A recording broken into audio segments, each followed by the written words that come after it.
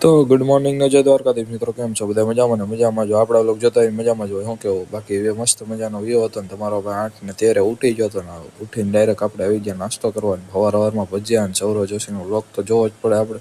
કોણ કોણ જોવે છે કોમેન્ટ કરી દેજો. પછી તો હું આપણે વાંચવાનું હતું કેમ કે આજ હતી તમારા ભાઈને એક્ઝામ, એટલે વાંચવા બેસી ગયો હતો. પછી હું આયા પાણી છાંટતા હતા. હવે ખબર નહીં હું કામ દરરોજ છાંટતા જ હોય, એનો અવાજ બહુ આવે એટલે એ વાંધો આવે, બીજો કંઈ નહીં. પછી તો હું આપણે બપોર આવી ગયા જમવા, જમીન પછી બેગ લઈને નીકળી ગયા આપણે કોલેજ, કેમ કે આજે હતું તમારા ભાઈનું પેપર. હવે ખબર નહીં કેવું જાય, સારું જ જાય એમ તો વાંચું. અને હા, રસ્તામાં વાંચવું જ પડે. શું કેવું તમારું? વાંચતા વાંચતા પૂગી ગયા આપણે કોલેજને, પેપર દઈ દીધું, મસ્ત મજાનું ગયું હતું, સારું.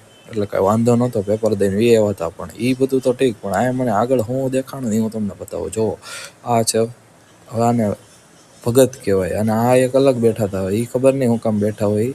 અને આ રોડ ઉપર હતા, હવે એ બધા અલગ અલગ બેઠા હતા.